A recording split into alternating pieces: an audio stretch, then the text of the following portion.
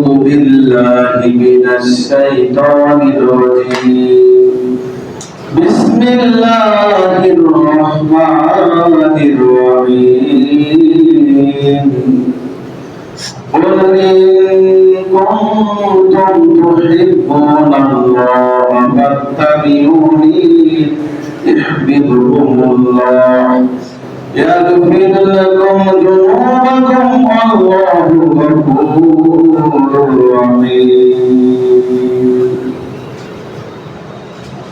وقال رسول الله صلى الله عليه وسلم من أحب سنتي فقد أحبني ومن أحبني كان معي في الجنة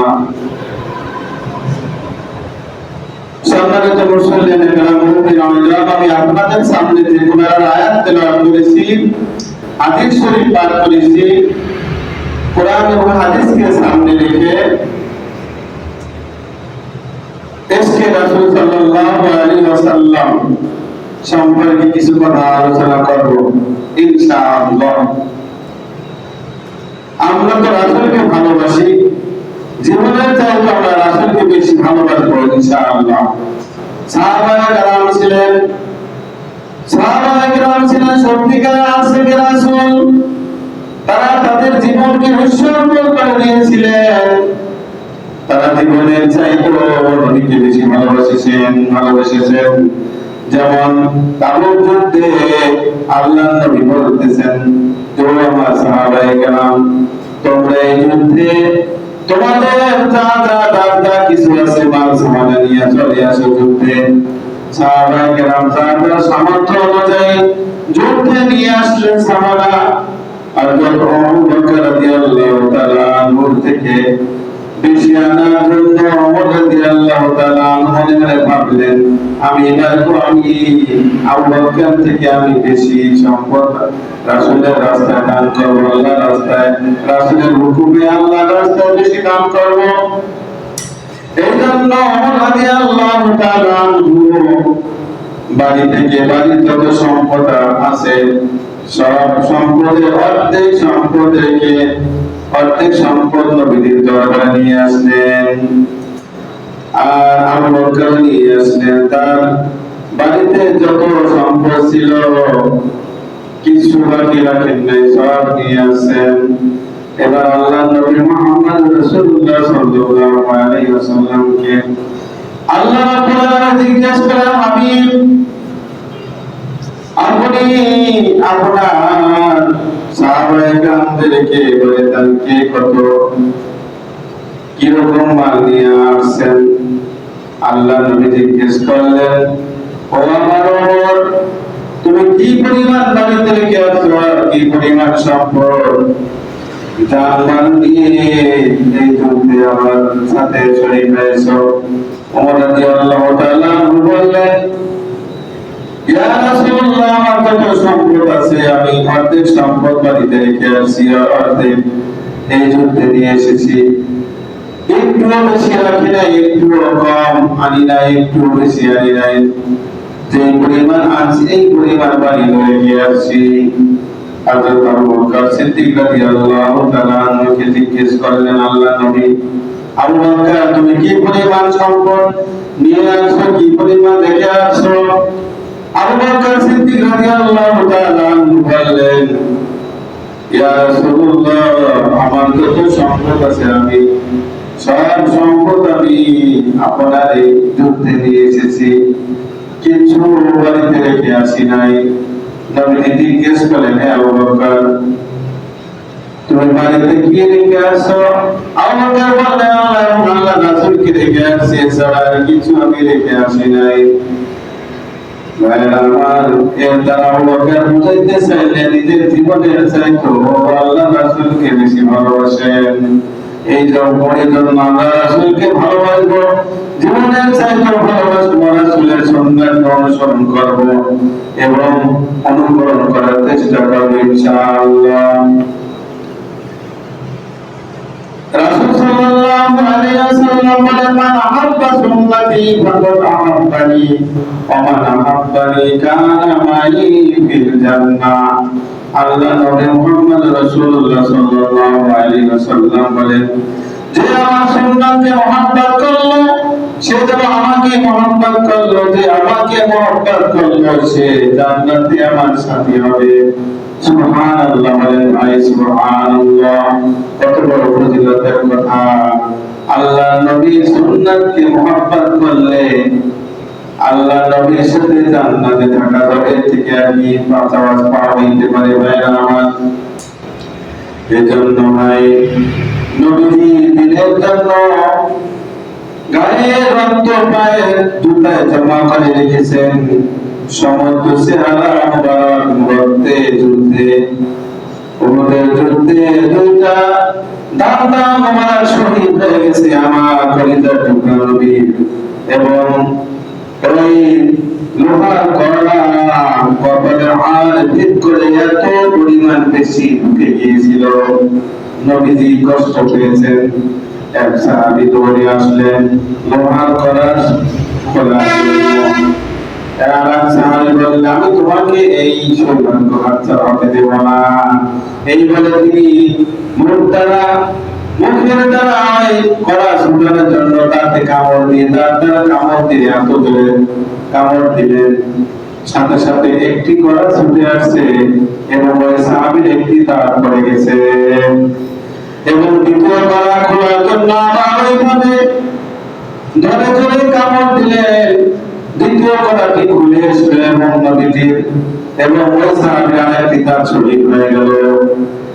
এবং নবীজির চেহারা মুবারক রক্তে রক্তাক্ত হয়ে গেল। এক সাহাবী এসে ওই রক্তগুলো চুষে চুষে খেয়ে ফেলছে, পান করে ফেলছে।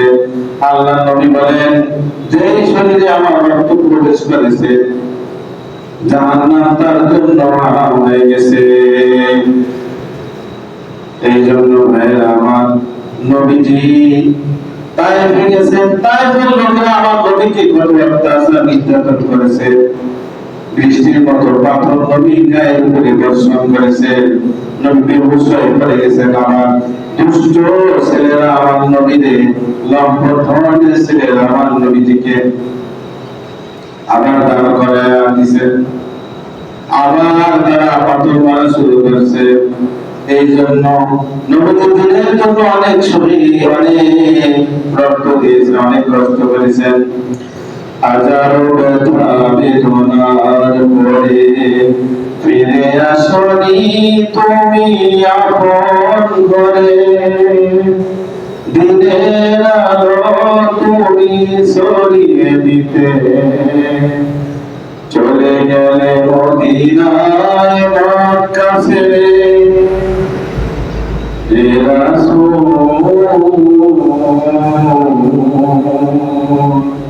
তোমাকে ভুলি আমি কেমন করে, হে রাসূল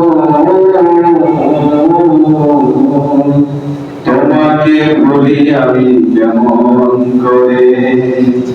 হাজারো ব্যথা বেদনার পরে ফিরে আসনি তুমি আপন ঘরে, দিনের আলো তুমি ছড়িয়ে দিতে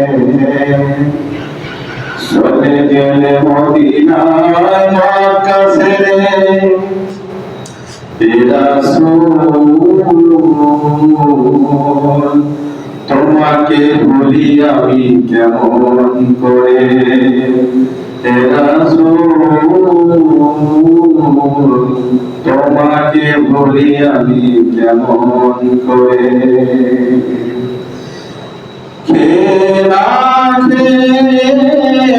দিন প্রচারের কাজে নিজেকে দিয়ে ছবি কে রাখে, দিন প্রচারের কাজে নিজেকে দিয়ে ছবি তাইফের কাফেরেরা চিনল না এ আলো, দুষ্ট ছেলেদের পিছু দিল লেলিয়ে। ক্ষত বিক্ষত হয়ে সারা শরীর থেকে রক্ত ঝরে। হে রাসূল, তোমাকে ভুলি আমি কেমন করে। হে রাসূল, তোমাকে বলি আমি কেমন করে। হাজারো ব্যথা বেদনার পরে ফিরে আসনি তুমি আপন ঘরে। দিনের আলো তুমি ছড়িয়ে দিতে চলে গেলে মদিনায় মক্কা ছেড়ে। হে রাসূল, তোমাকে বলি আমি কেমন করে। হে রাসূল, তোমাকে বলি আমি কেমন করে। তেরার গুনায় তোমারি দেন আসমান থেকে নামে আল কোরআন।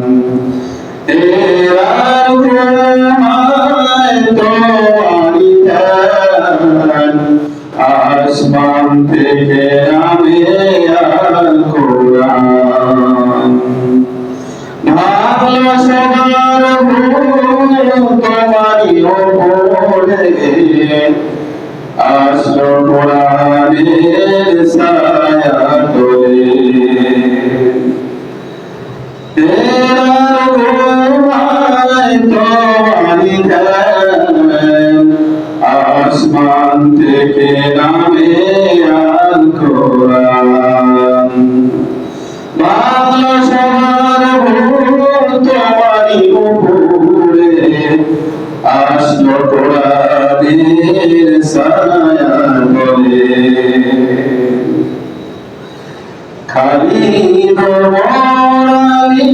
আবু বকর ইসলামী ঝান্ডা দিল যে তুলে। খালি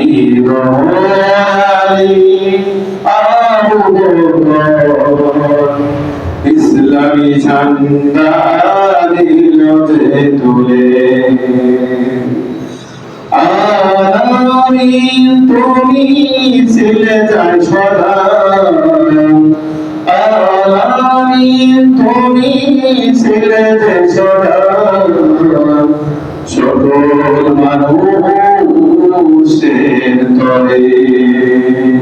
হে রাসূল, তোমাকে বলি আমি কেমন করে। হে রাসূল, তোমাকে বলি আমি কেমন করে। হাজারো ব্যথা বেদনার পরে ফিরে আসনি তুমি আপন ঘরে। দিনের আলো তুমি ছড়িয়ে দিতে ছেড়ে গেলে মদিনায় মক্কা ছেড়ে। হে রাসূল, তোমাকে বলি আমি কেমন করে। হে রাসূল, তোমাকে বলি আমি কেমন করে। আল্লাহর নবী মুহাম্মদ রাসূলুল্লাহ সাল্লাল্লাহু আলাইহি ওয়াসাল্লাম যখন দুনিয়াতে আসলেন, আমার আপনার নবী দুনিয়াতে আসা মানে সমস্ত দুনিয়ার জন্য একটা আলো স্বরূপ। নবী দুনিয়াতে আসার পরে মা আমেনা বলেন, আমার সন্তান যখন গর্ভে আসলো আমি এমন একটা স্বপ্নে দেখলাম রাত্রে। স্বপ্নের ভিতরে কে যেন বলতেছে, আমেনা তোমার গর্ভে যে সন্তান রয়েছে এই সন্তানটা এই উম্মতের নেতা হবে। যখন জন্মের পরে তার নাম রাখবে মুহাম্মদ, তাকে আল্লাহর উপরে ছেড়ে দেবে। মা আমেনা আরো বলেন, আমি আমার সন্তান মুহাম্মদ যখন গর্ভে ছিল, এই বিশ্বের মহিলারা ওই কাবা ঘরের কসম করে বলতে পারি, সাধারণত মহিলারা গর্ভবতী হয়, বমি বমি ভাব হয়, ঠিক মতো খাইতে পারে না, ঠিক মতো ঘুমাইতে পারে না, ডাক্তারের কাছে চেক আপ করতে যেতে হয়। কিন্তু আমি কসম করে বলি, আমি মা আমেনা একটু সামান্য চুল পরিমাণ আমি কষ্ট অনুভব করি নাই। মা আমেনা বলেন যে মুহাম্মদ যখন আমার গর্ভে ছিল, আমি এমন একটি আলো দেখিতে পাইলাম, যা সিরিয়ার বর্ষা আমাদের বড় বড় প্রসাদ গুলো আমার চোখের সামনে পরিষ্কার হয়ে উঠল। আমার সেই নবীর উম্মত আমরা। মা আমেনা নবীকে কোলে করে ঘরের ভিতরে নবীকে শোয়াইয়া রাখলেন। যখন দেখতেছেন মা আমেনা নবীজি কায়িক হয়ে শুয়ে আছেন, মা আমেনা বললেন যে ও আমার কলিজার টুকরা মুহাম্মদ, আমার কোলে আসো। কোলে নিলেন। হঠাৎ দেখতে পেলেন তার ঘরের উপরে ছাদটি উপর থেকে উধাও হয়ে গেছে।